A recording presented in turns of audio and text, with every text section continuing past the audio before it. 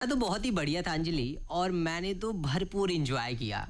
और हमें उम्मीद है कि हमारे श्रोताओं ने भी इस गीत का भरपूर लुत्फ उठाया होगा। बिल्कुल। चलो, ये सब तो हो गया अभिषेक। हाँ। मैं तुम्हें अब एक महान व्यक्तित्व की एक कविता का छोटा सा भाग सुनाती हूँ। ओके। और तुम बताना कि ये किसकी कविता है, ठीक है? Okay okay, done. Okay. Where the mind is without fear and the head is held high, where knowledge is free, where the word has not been broken up into fragments by narrow domestic walls, where words come out from the depth of truth, where tireless striving stretches its arm towards perfection, where the clear stream of reason has not lost its way into the dreary desert sand of dead habit, where the mind is led forward by thee into ever-widening thought and action, into that heaven of freedom. My father, let my country awake. Okay, वैसे अंजलि, मैं साहित्य के बारे में ज़्यादा नहीं जानता हूँ, मगर जहाँ तक मुझे याद पड़ रहा है, ये कविता रविन्द्रनाथ टैगोर जी की है ना? बिल्कुल सही पहचाना तुमने अभिषेक। तो दोस्तों, आप तो समझ ही गए होंगे कि आज प्रेरणा पुंज के रूप में हम आपके लिए लाए हैं बातें रविन्द्रनाथ टैगोर जी की। दोस्तों, टैगोर जी का जन्म 7 मई 1861 में कोलकाता के जोर सांगो में हुआ था। उन्होंने अपनी शिक्षा घर में ही विभिन्न विषयों के निजी शिक्षकों से संरक्षण में उनके ली थी। कविता लिखने की शुरुआत इन्होंने बहुत कम उम्र में ही कर दी थी।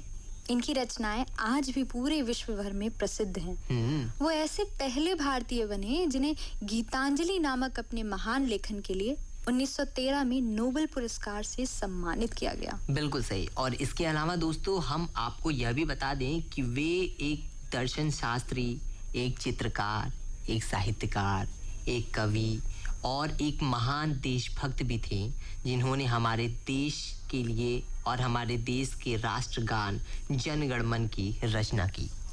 और दोस्तों, आपको ये भी बताते चलें कि 1902 में संस्थापक के रूप में उन्होंने शांति निकेतन में विश्व भारती यूनिवर्सिटी की स्थापना भी की। बिल्कुल। और दोस्तों, टैगोर जी एक ऐसे व्यक्तित्व थे ना, जिन्होंने देशभक्ति की भावना को सबको ओतप्रोत कर दिया।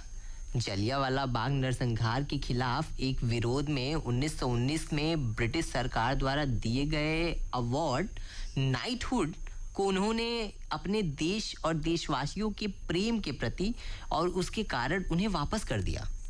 दोस्तों, आपको ये सुनकर हैरानी होगी कि टैगोर जी ने 2230 गीतों की रचना की है।